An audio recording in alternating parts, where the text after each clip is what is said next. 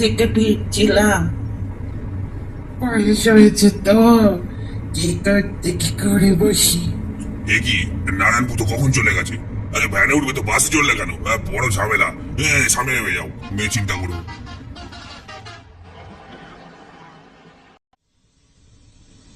বাস থামতেই বৃদ্ধা বোচকা হাতে নেমে পড়ে।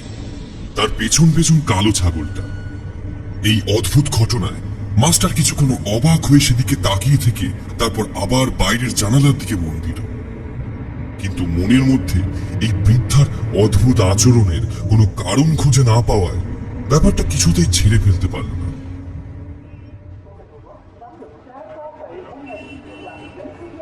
মাস্টার ট্রেনের টাইম দেখে বেরিয়েছিল, তাই স্টেশনে বেশিক্ষণ অপেক্ষা করতে হলো না। একটা চা শেষ করতে না করতেই হাওড়া লোকাল চলে এলো। তারপর প্রায় ঘন্টা খানেকের দুলুনি খেয়ে অবশেষে হাওড়া স্টেশন। এই ট্রেন লাইন ধরে হাওড়ার কাছে একটা স্টেশনে মাস্টারের বাড়ি। কতদিন পর সেই স্টেশনের উপর দিয়ে যেতে গিয়েও নামতে পারল না মাস্টার। ট্রেনটা গ্যালোপিং। অবশ্য সেটা না হলেও নামার কোনো উপায় ছিল না। আজ কলকাতায় কাজ ছেড়ে ফিরে যেতে হবে তালদিঘি। সকালের অস্বস্তিকর ঘটনার পর মাস্টার কয়েকবার এদিক ওদিক তাকিয়ে দেখেছিল ট্রেনের কামরায় কেউ আবার তার দিকে তাকিয়ে নেই তো। না, এখানে আর কোনো সমস্যা হয়নি। বাসে তার মনে যে একটা অদ্ভুত অনুভূতি জেগে উঠছিল সেটাও আর অনুভব করতে পারেনি। শুধু একবার দরজার কাছে বসে থাকা এক ভদ্রলোকের দিকে দৃষ্টি পড়তেই মনে হলো সে চোখ অন্যদিকে ঘুরিয়ে ফেলল। খুব সামান্য এবং সাধারণ একটা ঘটনা, কেবল বর্তমান পরিস্থিতি ও মনের অবস্থার জন্য মনের মধ্যে ব্যাপারগুলো অতিরঞ্জিত হয়ে যাচ্ছে। হাওড়া স্টেশনে নেমে বাস ধরে অফিস যাওয়ার সময় ব্রিজের থেকে গঙ্গার উপর দক্ষিণের খোলা আকাশে কালচে মেঘের ভিড় দেখে মাস্টার বুঝতে পারে আজকের দিনটায় কলকাতায় না এলেই ভালো হতো। মনে হয় মুষলধারে বৃষ্টি নামবে।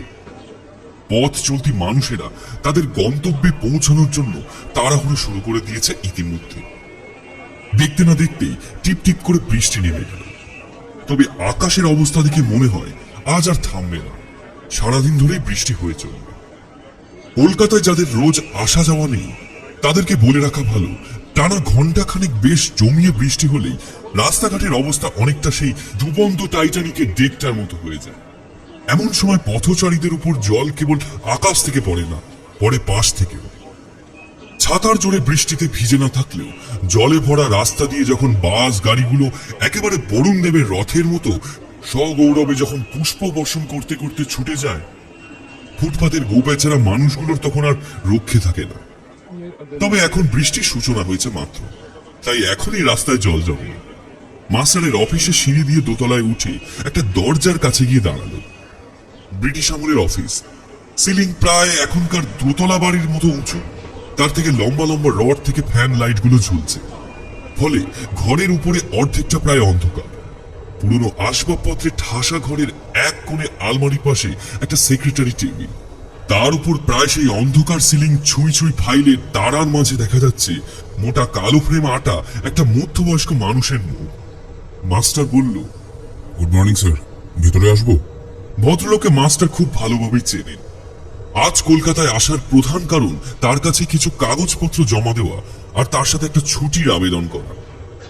সমস্ত কাজ গুছিয়ে নিয়ে এসেছে মাস্টার, তাই উল্টো দিকের চেয়ারে বসতে বসতে ব্যাগ থেকে ফাইলটা বার করে সামনের দিকে এগিয়ে দিয়ে বলল, গৌতম বাবু, একটু কাগজপত্রগুলো দেখে নিন, আর একটা ছুটির অ্যাপ্লিকেশন রয়েছে, সেটা যদি মঞ্জুর করা যায় খুব ভালো হয়। আরে ওসব পরে হবে, আগে বসো তো ভালোভাবে। কতদিন পর তোমার সাথে দেখা। তা ওই তালদিঘিতে কাজ করতে কেমন লাগছে তোমার? জানি একটু প্রত্যন্ত গ্রাম, কিন্তু ওই তালদিঘির লোকজন তো বেশ ভালো বলেই শুনেছি। মাস্টারের মুখে একটা হাসি ফুটে ওঠে। অনেকদিন পর পরিচিত মানুষের সাথে দেখা, তাও তালদিঘির বাইরে। মনের মধ্যেকার অজানা ভয় আর অদ্ভুত অনুভূতি কেমন যেন মিলিয়ে আসে কিছুক্ষণের জন্য। ঠিকই বলেছেন, লোকজন তো মানে একেবারে মাই ডিয়ার। আর সত্যি বলতে কি, জায়গাটাও খাসা। আমার তো খুব ভালো স্যুট করে গেছে। ওই প্রথম প্রথম একটু চিন্তা ভাবনা অসুবিধা, মানে বুঝতেই পারছেন তো, নতুন গিয়ে পড়লে যা হয় আর কি। তাহলে আবার ছুটির জন্য আবেদন করতে চাইছো কেন? শ্রোতাদের জন্য সতর্কবার্তা, যে কোনো অফিসে, সে সরকারি হোক বা বেসরকারি, কোথাও অপ্রয়োজনে যদি একটাও বাড়তি কথা বলেছ, তাহলেই ফেঁসেছ। আমাদের মাস্টারেরও তো প্রথম প্রথম চাকরি, তাও আবার গিয়ে পড়েছে সেই তালদিঘিতে। এখনো অফিসের নিয়ম কানুন অতটা শিখে উঠতে সে পারেনি। জল অন্যদিকে গড়াতে আরম্ভ করেছে দেখে সে একটু গ্যাটিস দেওয়ার জন্য বলল, মানে না, বাড়ির কয়েকটা কাজ রয়েছে, বেশি দিনের জন্য নয়, সপ্তাহখানেক হলেই হবে। ভাবছি সোম থেকে শুক্র একটা টানা ইএল নেব। সে হবে কোন, ওই 2-3 দিনের মধ্যেই ওভার দ্য ফোন অ্যাপ্রুভাল পেয়ে যাবে তুমি। দাঁড়াও, 2 কাপ চা বলি। চা খাবে তো নাকি? তোমার আবার থাড়া ফাড়া নেই তো? মাস্টার হেসে মাথা নাড়ায়। তুমি তাল দিঘি চলে গেলে তারপর তো তোমার আর কোনো পাত্তাই নেই। হ্যাঁ, সকালটা তো অফিসেই থাকি, আর সন্ধ্যাটা নানা কাজে কেটে যায়। সত্যি কথা বলতে কি, ওখানে বেশ কয়েকজনের সাথে ভালো ভাব হয়ে গেছে। তাদের নিয়ে সন্ধ্যাবেলা একটু আড্ডা দিই, বেশ একটা জমজমাট ব্যাপার। ওই যে ওখানকার সেকশন সুপারভাইজার বিপুল বাবু, সে তো এসে একেবারে জমে গেছিলেন একটা রাতে। বাহ বাহ, বেশ ভালো বেশ ভালো। বলে বেয়ারাকে ঢেকে 2 কাপ চায়ের অর্ডার দিয়ে সামনের ফাইলটা খুলে সেটাতে চোখ বুলিয়ে নিয়ে একপাশে সরিয়ে রেখে বললেন, মেয়েটার বিয়ে ঠিক হলো, বুঝলে? সবকিছু ঠিকঠাক থাকলে ওই 2 মাসের মধ্যেই বিয়ের কাজটা সেরে ফেলবো। তোমায় কিন্তু আসতেই হবে, কোনো কথা শুনবো না তখন। বাহ, এ তো বেশ ভালো কথা, আমি নিশ্চয়ই আসবো। এ কথার পর গৌতম বাবু হঠাৎ মাথাটা সামনে এনে চাপা স্বরে বললেন, বেশ জমে গেছে তো গিয়ে দেখছি ওখানে। হ্যাঁ, এই জানো, তোমার প্রথম পোস্টিং এর কথা শুনে আমারও চাকরি জীবনের প্রথম দিককার কথা মনে পড়ে যাচ্ছে। আমাকেও ঠেলে ফেলেছিল ওরকমই একটা গন্ড গ্রামে। মাস্টার মনে মনে বুঝতে পারলো তাকে অনেকদিন পর পেয়ে সেই গল্প না শুনিয়ে গৌতম বাবু বোধহয় আজ ছাড়বেন না। লোকটা বেশ গপ্পে, সেটা মাস্টার জানে।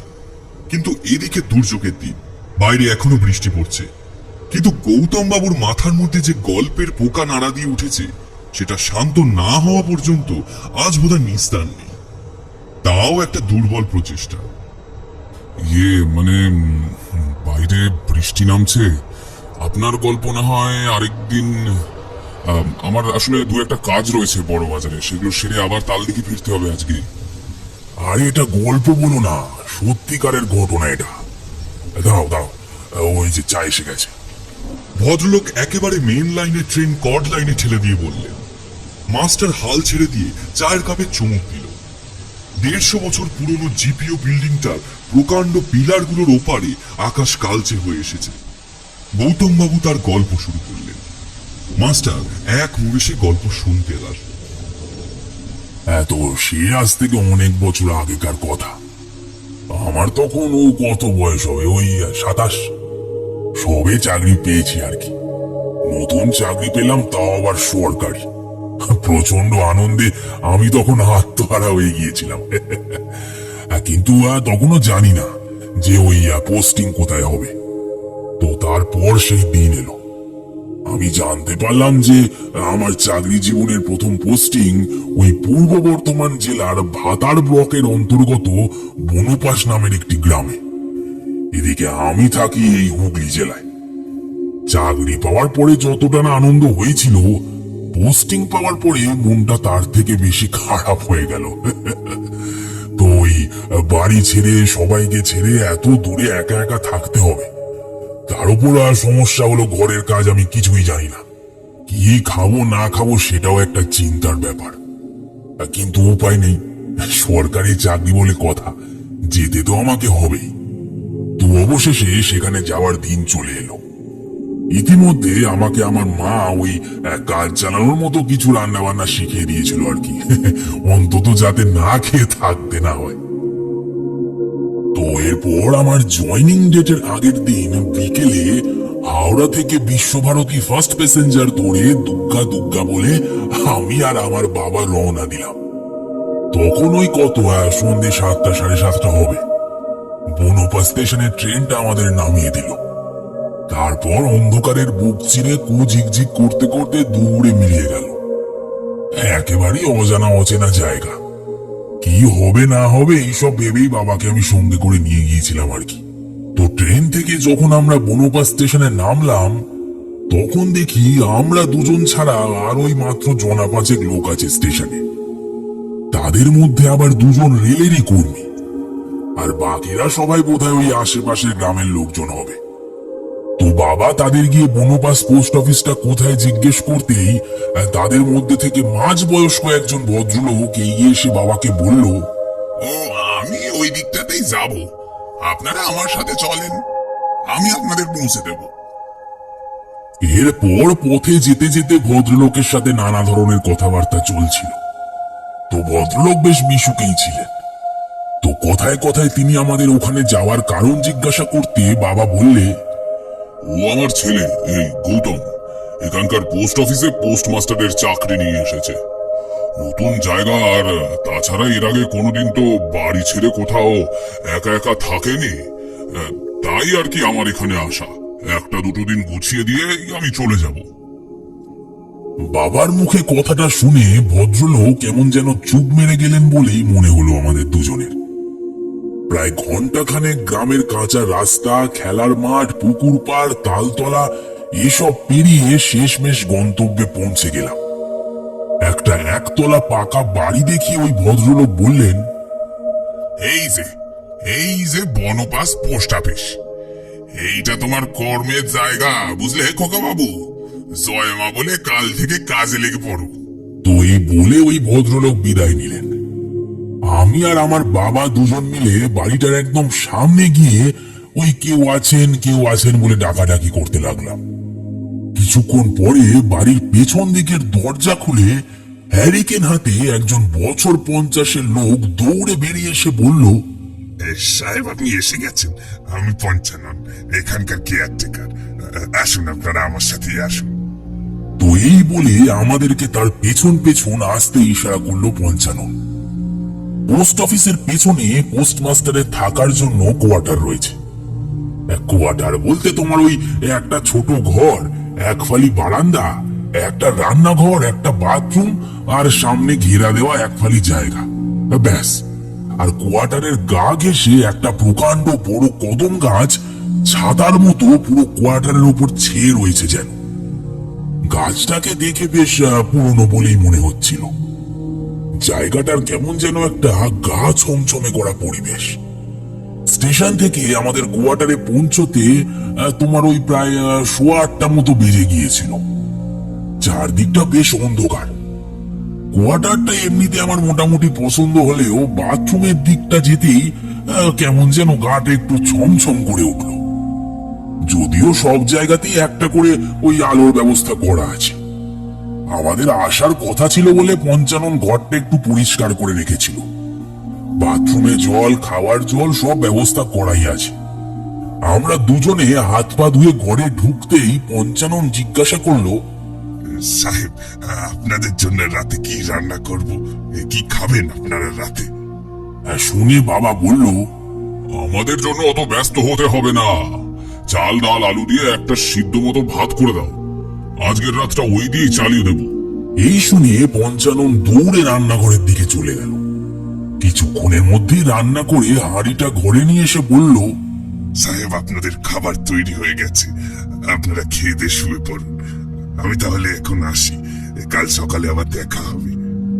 আমি তখন পঞ্চাননকে জিজ্ঞাসা করলাম, আসি মানে? তুমি কোথায় যাবে? তুমি এখানে থাকো না?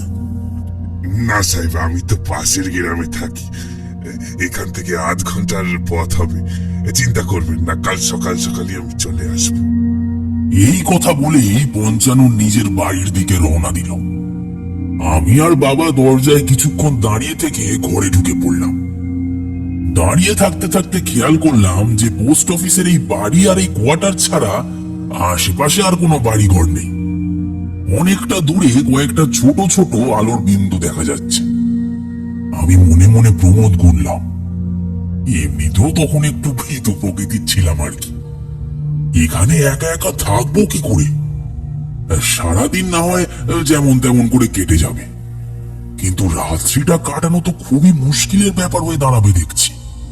এইসব ভাবনা ঝেড়ে ফেলে বাবা আর আমি পঞ্চাননের রান্না করে দেওয়া চাল ডাল আলু দিয়ে সেদ্ধ ভাত খেয়ে ঘরের এক কোণে রাখা একটা ছোট চৌকিতে ওই বাড়ি থেকে নিয়ে যাওয়া একটা চাদর পেতে শুয়ে পড়লাম। সেই রাতটা তো নির্বিঘ্নেই কেটে গেল। পরের দিন সকাল হতেই পঞ্চানন হাজির। চা খেতে খেতে বাবা যখন তাকে জিজ্ঞাসা করে সব জেনে নিচ্ছিল, তখন পঞ্চানন বলল, বাবু, আপনি এসব নিয়ে একদম চিন্তা করবেন না। সাহেবের রান্না বান্না, বাজার হাট সব তো আমি করে দেব। সাহেবকে কিচ্ছুটি করতে হবে না, সাহেব শুধু ডিউটি করবে। পঞ্চাননের হাতে তৈরি জল খাবার খেয়ে স্নান করে আমি নতুন কাজে যোগ দিলাম। নতুন চাকরি, তো ওই কাজ বুঝে নিতে নিতেই বেলা গড়িয়ে গেল। এই অফিসে আমি ও পঞ্চানন ছাড়া আরো দুজন আছেন।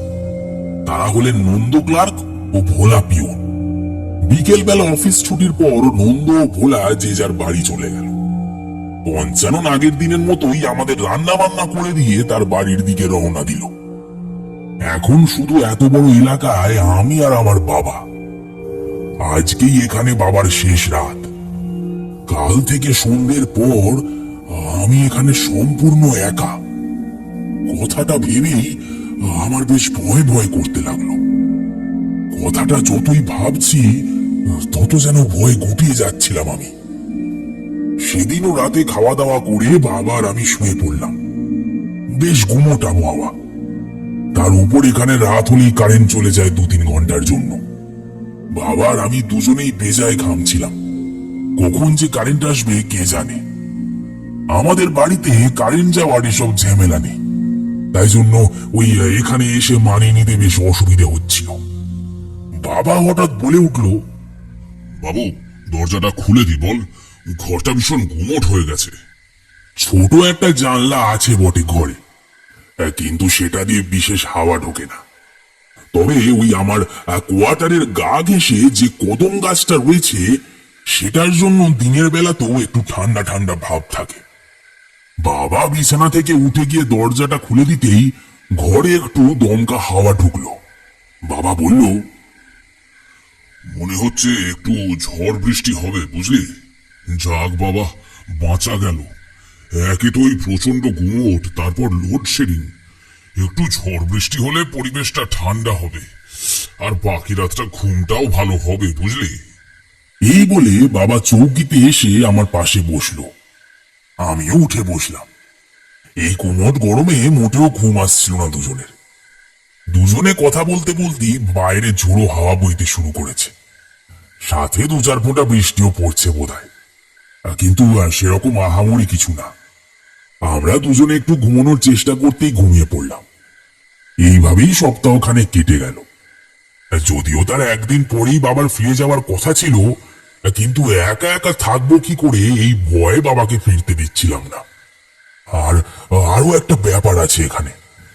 আমার কোয়ার্টারটাতে সবসময় যেন আমার মনে হতো কেউ একজন আছে। কেমন যেন সারাদিন গাটা ছমছম করত। আর আর এই ব্যাপারে বাবাও আমার সাথে একমত ছিল। সেই জন্য বাবাও আমাকে একা একা ছেড়ে আসতে ভরসা পাচ্ছিল না। দিনটা ছিল শনিবার। সকাল থেকে বেজায় বৃষ্টি নেমেছে। আকাশের মুখ একদম ভার। মুষলধারে না হলেও বেশ ভালোই জোরে বৃষ্টি হচ্ছিল। গ্রামের রাস্তাঘাট একদম কাদা। রান্নাঘরটার জানলার বাইরে মাঠঘাট জলে একদম থই থই করছে। রাস্তাঘাটে লোকজনের চলাচলও একদম কম। পোস্ট অফিসটা খোলা ছিল, কিন্তু লোক নেই খুব একটা। এই বৃষ্টিতে কোনো লোকই বাড়ি থেকে বের হয়নি, তাই আমারও সেদিন খুব একটা কাজকর্ম ছিল না। পিওন, ক্লার্ক সকলেই আজ তাড়াতাড়ি বাড়ি চলে গেছে।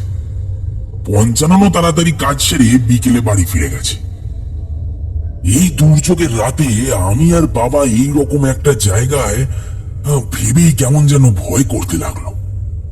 আমি পঞ্চানন্দাকে বলেছিলাম যে আজকের রাতটা আমাদের সাথে থেকে যাও, কিন্তু সে কিছুতেই রাজি হয়নি। আমি আগেও দেখেছি, রাতে থাকার কথা বললেই পঞ্চানন্দা কেমন যেন এড়িয়ে যায়। ওর এহেন আচরণ, আর ওই তারপর যিনি আমাদের স্টেশন থেকে পোস্ট অফিস পর্যন্ত এগিয়ে দিয়েছিলেন আমার এখানে থাকার কথা শুনে তার যে প্রতিক্রিয়া, দুটোই আমাকে কেমন যেন ভাবিয়ে তুলল। যতই রাত বাড়ছে, ঝোড়ো হাওয়ার সাথে বৃষ্টিটা ততই বাড়তে লাগলো, আর তার সাথে বাজ পড়ার বিকট আওয়াজ। সারা আকাশ জুড়ে যেন বিদ্যুতের খেলা করছে। ঝোড়ো হাওয়ায় শো শো শব্দে শরীরের ভিতর পর্যন্ত কেঁপে উঠছিল। আমার কোয়ার্টারের চারপাশে কোনো জনবসতি নেই বলে ঝড়ের দাপটটা বোধহয় বেশি ভয়ঙ্কর মনে হচ্ছিল। বড় মাঠটা শেষ প্রান্তে কয়েকটা নারকেল আর সুপারির গাছ ছিল। সেগুলো ঝড়ের দাপটে এতক্ষণ এদিক ওদিক নুয়ে পড়েছে বোধহয়। মনে হচ্ছে যেন এক্ষুনি ভেঙে পড়ে যাবে। আমি চোখের সামনে প্রথমবার দেখলাম বাজ পড়ে ওই দূরে একটা নারকেল গাছ পুরোটাই দাউ দাউ করে চলে গেল। এই সব কিছুই আমার কাছে একেবারে নতুন, একেবারে অচেনা। সারাদিন এই পোস্ট অফিস চত্বরে কতগুলো কুকুর হট্টগোল করে বেড়ায়। এই ঝড় বৃষ্টির দাপটে ওরাও আমার কোয়ার্টারের বারান্দার এক কোণে গুটিসুটি মেরে বসে আছে। ওরাও আজকের এই দুর্যোগে আওয়াজ করতে যেন ভুলে গেছে। সব মিলে চারপাশটা কেমন যেন একটা ভয়ঙ্কর পরিবেশ। রাত 8টার সময় বাবা বলল, বাবু চল আমরা তাড়াতাড়ি খেয়ে দিয়ে শুয়ে পড়ি, এই দুর্যোগ এখনই কমবে না। আমরা দুজন খেতে বসেছি। ঠিক তখনই ঝড়ের প্রচন্ড তাণ্ডবে আমাদের দরজাটা খুলে গিয়ে বিদ্যুতের ঝলকানিতে সারা ঘর আলো হয়ে গেল। দৌড়ে গিয়ে দরজাটা বন্ধ করে এসে কোনো রকমে দুজনে খাওয়া শেষ করলাম। মুখ হাত ধুতে যখন বাথরুমে গেছি তখন আবার মনে হতে লাগলো আমি যেন কারোর উপস্থিতি টের পাচ্ছি। গাটা বারবার শিউরে উঠতে লাগলো অস্বস্তিকর ভাবে। আমি বাবাকে ডেকে দাঁড়াতে বললাম। বাথরুমে ঢুকতে যাব মনে হলো বাথরুমের দরজার পাশে অন্ধকার জায়গাটাতে কেউ যেন একটা দাঁড়িয়ে আছে। ভয়ে ভয়ে শির দাঁড়া বেয়ে যেন ঠান্ডা স্রোত নেমে গেল আমার একটা। প্রচন্ড ভয়ে চিৎকার করে দৌড়ে ঘরে চলে এলাম আমি। আমরা হ্যারিকেনের আলোটা কম করে জ্বালিয়ে রেখে শুয়ে পড়লাম। ঘুম কিছুতেই আসছে না দুজনের। আমরা দুজনে প্রচন্ড ভয় পেয়ে গেছি। এভাবে কতক্ষণ কেটেছে জানি না। হঠাৎ কারোর বাইরের শব্দে ঘুম ভেঙে গেল আমাদের দুজনেরই। তারপর যা দেখলাম তাতে আমার গায়ের লোম খাড়া হয়ে গেল। আমরা বাকরুদ্ধ হয়ে গেলাম। হ্যারিকেনের টিমটিমে আলোয় দেখলাম আমাদের ঘর থেকে বাথরুমের দিকে যাওয়ার দরজার পাশে একটা লোক হেঁটে বেড়াচ্ছে। তার পায়ের চপ্পল থেকে ওই শব্দ ভেসে আসছে। প্রচন্ড ভয়ে দুজনেই তরতর করে ঘামতে লাগলাম। এই প্রচন্ড দুর্যোগের রাতে জনমানবহীন এই এলাকায় অশরীরী প্রেতাত্মার কবলে আমি আর বাবা কতক্ষণ ঠিক থাকবো জানি না। আমরা বিছানা ছেড়ে উঠতে গেলাম, কিন্তু পারলাম না। সমস্ত শরীর ভয়ে অসাড় হয়ে গেছে দুজনের। এক চুল নড়ার ক্ষমতা নেই। কিন্তু সেই চেষ্টা করতে গিয়ে চৌকির একটা পাটাতনে ক্যাচ করে একটু শব্দ হতেই সে আমাদের দিকে ফিরে তাকালো। তার চোখগুলো জল করছে। হ্যারিকেনের আলোয় মুখের ভেতর ফলার মতো দাঁতগুলো চকচক করছে। আমরা দুজনেই ভয়ে জ্ঞান হারালাম। যখন জ্ঞান ফিরল দেখলাম পঞ্চানন, নন্দু ক্লার্ক এবং গ্রামের কিছু লোক আমাদের চৌকির পাশে দাঁড়িয়ে আছে। আমাদের জিজ্ঞাসা করায় আমরা গত রাতে আমাদের সাথে ঘটে যাওয়া সমস্ত ঘটনা ওদের বললাম। আমাদের মুখে এই ঘটনা শুনে ঘরে উপস্থিত সকলেই ওর মুখ চাওয়াচাই করতে লাগলো, কিন্তু কেউই আমাদের কিছু বলল না। সেদিন সন্ধে নামার পর থেকেই কেমন যেন ভয়ে ভয়ে করতে লাগলো। অনেক জোড়াজুড়ি করার ফলে পঞ্চানন আমাদের সাথে থেকে যায় সেই রাত্রিটা। কিন্তু রাত যত বাড়ছে কেবলই মনে হচ্ছে কে যেন আমাদের কাছাকাছি ঘোরাফেরা করছে। সারা কোয়ার্টারটায় কেমন যেন গা ছমছম করা একটা পরিবেশ সৃষ্টি হয়েছে। আমরা তিনজনে চৌকিতে বসে গল্প করছি। হঠাৎ বাথরুমে যাওয়ার দরজাটার দিকে চোখ পড়ল। দেখলাম দেখলাম কেউ যেন একটা দৌড়ে বাথরুমের দিকে চলে গেল।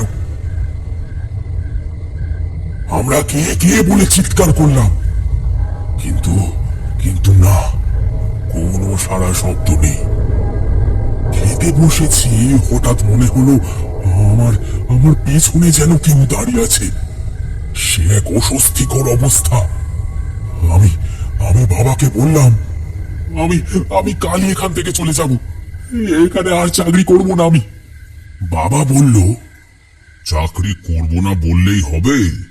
কাল সকাল হোক, একটা অন্য ব্যবস্থা করতে হবে। এই কোয়ার্টারে আর থাকা যাবে না, গ্রামেরই কোথাও একটা ব্যবস্থা করতে হবে। গত রাতের প্রচন্ড দুর্যোগের পর আজ প্রকৃতি কিছুটা শান্ত, কিন্তু কিন্তু একটা অস্বস্তিকর পরিবেশ যেন চারপাশে বিরাজ করছে। চারদিক কেমন যেন থম মেরে গেছে, ভয়টা যেন কিছুতেই কাটছে না। সেই রাতের খাওয়া দাওয়া সেরে আমরা শুয়ে পড়েছি। রাত তখন ওই 1টা কি 1:30 হবে। বাবা এই সময় উঠে বাথরুমে গেল। আমার তখনও ঘুম আসেনি, আমি জেগেই শুয়ে আছি, আর পঞ্চানন আমার পাশেই শুয়ে আছে। হঠাৎ হঠাৎ বাবার ভয়ার্ত চিৎকার শুনে আমরা দৌড়ে বাথরুমের দিকে গেলাম। ঠিক তখনই আমরা দুজনেই জানলা দিয়ে দেখলাম একটা একটা ছায়া মূর্তি পাঁচিলের দিকে ধেয়ে গিয়ে হাওয়ায় মিলিয়ে গেল। বাবা বাবা অজ্ঞান হয়ে মাটিতে পড়ে আছে। দুজনে মিলে বাবাকে ধরাধরি করে ঘরে নিয়ে এলাম। চোখে মুখে জলের ছিটে দিয়ে বাবার জ্ঞান ফেরানো হলো। প্রচন্ড ভয় পেয়ে বাবার জ্বর চলে এলো সেই রাতে, আর আর বাবা ফুল বকতে শুরু করলো। না, এ আর সহ্য করা যাচ্ছে না। কোনো মতে রাতটা ওখানে কাটিয়ে ভোরের আলো ফুটতেই আমরা আমাদের সমস্ত জিনিসপত্র নিয়ে পঞ্চাননের বাড়িতে গিয়ে উঠলাম। সেখানে গিয়ে পঞ্চানন এবং আরো কয়েকজন গ্রামবাসীর মুখে এই কোয়ার্টারের ব্যাপারে অনেক কিছু শুনলাম। মুখে একটা থমথমে ভাব নিয়ে পঞ্চানন বলেছিল, আপনার অনেক আগে এই পোস্ট অফিসে একজন পোস্টমাস্টার এসেছিলেন। এক ঝড় জলের রাত্রে ওই কোয়ার্টারের বাথরুমেই সাপের কামড়ে মারা যায়, অকাল মৃত্যু। ঠিক মতন শ্রাদ্ধ শান্তি হয়েছে কিনা সে ব্যাপারে কেউ ঠিকঠাক জানে না, কিন্তু ওই দুর্ঘটনার পর থেকেই ওই কোয়ার্টারের আশেপাশে এখানকার মানুষজন একটা ছায়া মূর্তিকে ঘোরাঘুরি করতে দেখতে পায়। আচ্ছা, কাণ্ডজ্ঞান তো তোমার, আমাদের এসব আগে বলনি কেন তুমি? ভেবেছিলাম যদি আর কিছু না হয়, আশা বললে আপনারা যদি ভয় ডর পান, তাই কিছু বলিনি। তবে এরপর ওখানকার মানুষদের সহায়তায় আমার গ্রামে একটা থাকার ব্যবস্থা হয়ে যায়। বাবাও আমাকে ওখানে রেখে নিশ্চিন্তে বাড়ি ফিরে আসে। এরপর আরো 4 বছর আমি ওই পোস্ট অফিসে ছিলাম, জানো। কিন্তু ওই কোয়ার্টারের দিকে ভুলেও আর পা মারাইনি। শুধু আমি কেন, আমার সাথে ঘটে যাওয়া ওই ঘটনা গ্রামে চাউর হয়ে যাওয়ার পর থেকে কেউই আর সেদিকে পা মারায়নি। পরে অবশ্য শুনেছিলাম যে সরকার থেকে ওই কোয়ার্টারটা ভেঙে ওখানে একটা মন্দির করে দেওয়া হয়েছে, আর পোস্টমাস্টারের কোয়ার্টার হিসেবে পোস্ট অফিসের দোতলাটা তৈরি করে দেওয়া হয়েছে। আর গ্রামের লোকেরা মিলে ওই পোস্টমাস্টারের নামে গয়ায় পিণ্ডদান করে জায়গাটাকে সাপ মুক্ত করেছে। গল্প শেষ হতে গৌতম বাবু চোখ ছোট ছোট করে বললেন, কেমন লাগলো আমার প্রথম পোস্টিং এর অভিজ্ঞতা? হ্যাঁ, তুমি তো আবার এসব বিশ্বাস করো না নাকি? এইসব বিষয় বিশ্বাস অবিশ্বাস নিয়ে মাথা ঘামানোর দিন আজ মাস্টারের কাছে অতীত। কথাটা বলে সে নিজের মনে একটু হাসল। মাস্টার বলল, এতদিন পর্যন্ত এসব বিশ্বাস করতাম না, তবে এখন আমার নিজেরও মনে হয় যে এই দুনিয়ায় এমন কিছু অলৌকিক ঘটনা মাঝে মাঝে ঘটে যায় যার কোনো ব্যাখ্যা সত্যি আমাদের কাছে নেই। গৌতম বাবু টেবিলের উপর একটা চাপড় মেরে সোল্লাসে বলে উঠলেন, এই তো লাইনে এসো বাছাধন। এই কি ব্যাপার বলো তো, তালদিঘিতে ভূত দেখলে নাকি তুমি? কি যে দেখেছি তা বলে বোঝাতে পারবো না, তবে অন্য কোনো দিন এলে আপনার সাথে এই বিষয় নিয়ে ভালোভাবে কথা বলা যাবে। আজ উঠি, বৃষ্টিটা একটু ধরেছে, কয়েকটা কাজ আছে, সেরে আবার ফিরে যেতে হবে। গৌতম বাবু হেসে উঠলেন, তারপর বললেন, হ্যাঁ ঠিক আছে, না না বেরিয়ে পড়ো। আমি আবার দেখি ওই ফেরার সময় কত জল জমে। যা বৃষ্টি হচ্ছে, আজ মনে হয় ডুবাবে। বাইরে বৃষ্টি কমে এসেছে।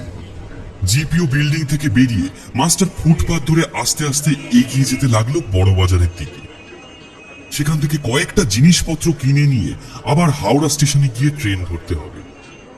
বারবার মাস্টারের আফসোস হচ্ছে এখান থেকে মাত্র আধ ঘন্টা দূরে নিজের বাড়ি।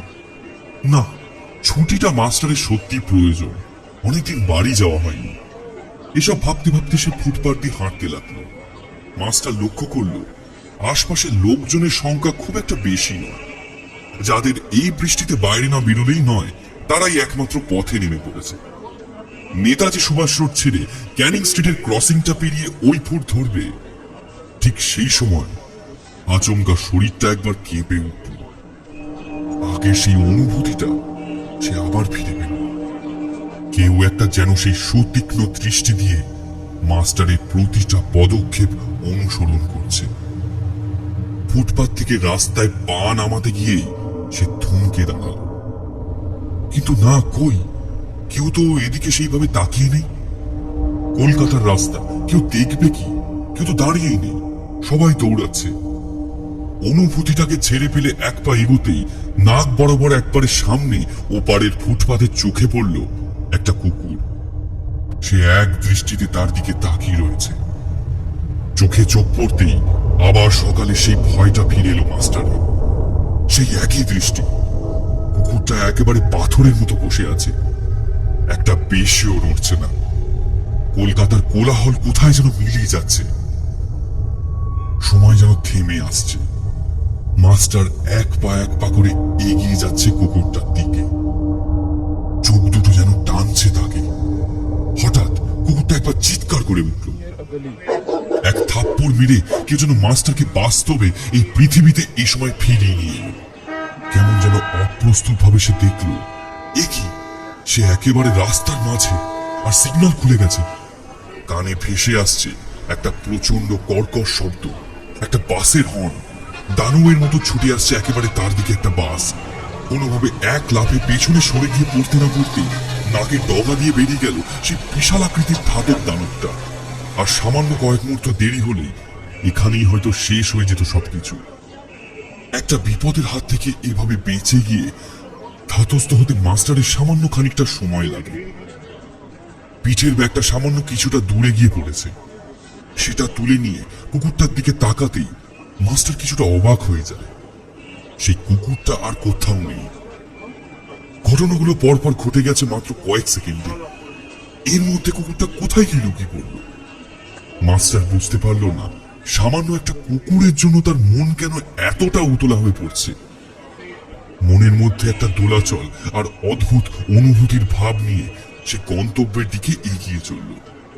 কুকুরটা যদি অত জোরে চিৎকার না করে মাস্টারের হুঁশ ফেরাতো, তাহলে তো আজ আর কতটা ভাবতে পারল না সে আর।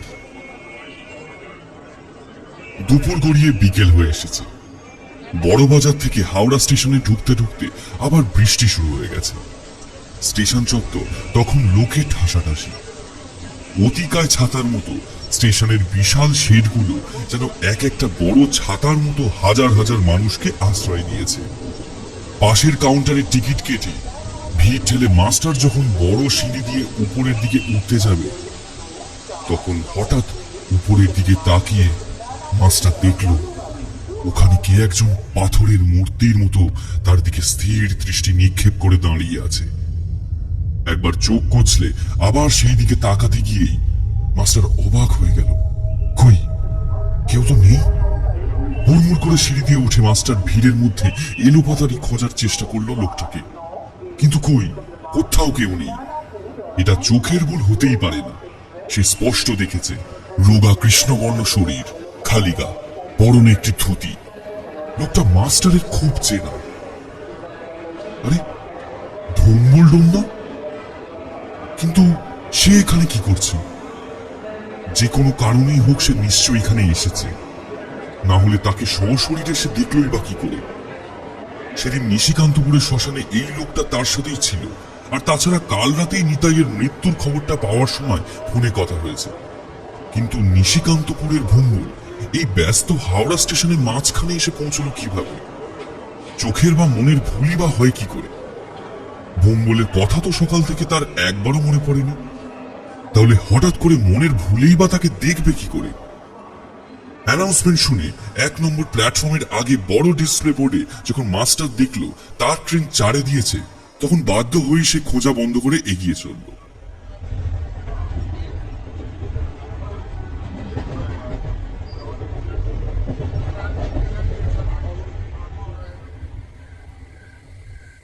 ট্রেন থেকে নেমে মাস্টার যখন স্টেশনের বাইরের চত্বরে বের হচ্ছে, তখন সন্ধ্যা হব হব করছে, আর কিছুক্ষণ পর সূর্য ডুবে যাবে।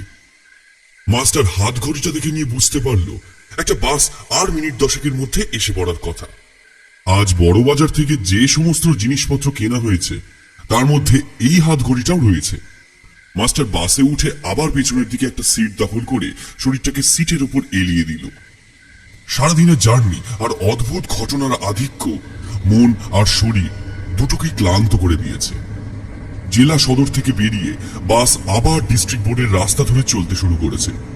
জানালা দিয়ে বাইরে ঠান্ডা হাওয়া মাস্টারের গায়ে এসে লাগতে 2 চোখ যেন জড়িয়ে আসতে চাইল। আজ বোধহয় এদিকেও বৃষ্টি হয়েছে, হাওয়াটা বেশ ঠান্ডা। কিন্তু এখন ঘুমিয়ে পড়লে হবে না। এখান থেকে গোবিন্দপুর বাস স্ট্যান্ডে নেমে তারপর আবার সাইকেল চালিয়ে বাড়িতে ফিরতে হবে। তাছাড়া সাথে কিছু জিনিসপত্র আর অফিসের কাগজপত্র রয়েছে।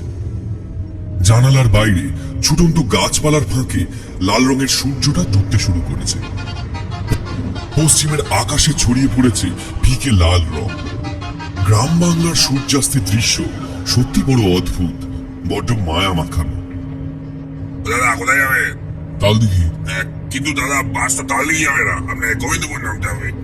মাস্টার বুঝতে পারল অন্য মনস্কতার কারণে সে গোবিন্দপুর বলার বদলে তালদিঘি বলে ফেলেছে। তাই শুধরে নিয়ে বলল, ওই গোবিন্দপুরেই নামবো। 24 টাকা হয়েছে। বাস কন্ডাক্টর টিকিট দিয়ে চলে যেতেই মাস্টার নিজের মনে মনে নিজেকে একবার থমকে দিল। কি হচ্ছে তার সাথে? এতটা অন্যমনস্ক হয়ে পড়ছে কেন সে? গোবিন্দপুর নেমে ব্যাটার দোকান থেকে সাইকেল নিয়ে তাকে গ্যারেজের ভাড়া দিতে গেলে ব্যাটা জিপ কেটে বলল, আপনার কাছ থেকে গ্যারেজের ভাড়া নেব? ছি, উঠি পারবো না মাস্টার। অনেক সাদাসাদি করেও যখন ব্যাটা টাকা নিতে রাজি হলো না, তখন মাস্টার বাধ্য হয়ে সাইকেল নিয়ে বাড়ির দিকে রওনা দিল। গোবিন্দপুর ছাড়িয়ে তালদিঘিতে ঢোকার আগে সন্ধ্যা নেমে এলো। গ্রামের দিকে সন্ধ্যা হলেই রাত নেমে আসে। তালদিঘি গ্রামে ঢোকার মাটির রাস্তাটা এখানে ওখানে উঁচু নিচু আর খানাখন্দে ভরা। মাস্টারের সাথে 2টো ব্যাগ, দুটো সামলে সাইকেলটা নিয়ে সুবিধা করতে পারছে না সে। তাই বাধ্য হয়ে সাইকেল থেকে নেমে হাঁটতে হাঁটতে গ্রামের রাস্তা ধরে চলতে শুরু করলো। গ্রামের দিকে সন্ধ্যা হলেই যে যার ঘরের দৌড় এঁটে দেয়। রাস্তাঘাট প্রায় জনশূন্য হয়ে পড়ে। চারিদিকে এতটা নিস্তব্ধ হয়ে গেছে যে আজ সারাদিনের কলকাতার কোলাহল যেন এখনো কানে বাজছে মাস্টারের। সে সাইকেল নিয়ে আস্তে আস্তে তার বাড়ির দিকে এগোতে লাগলো। ফাঁকা জায়গায় একটা ঠান্ডা হাওয়া এসে মাস্টারের চোখে মুখের ক্লান্তি ধুয়ে নিচ্ছে। মাস্টার নিজের মনেই পথ চলতে চলতে হঠাৎ একসময় সামনের দিকে তাকিয়ে থমকে দাঁড়িয়ে পড়ল। একটু দূরে সামনে একটা পাঁকুড় গাছ তলায় রাস্তার পাশে একটা ছায়া মূর্তি দাঁড়িয়ে আছে।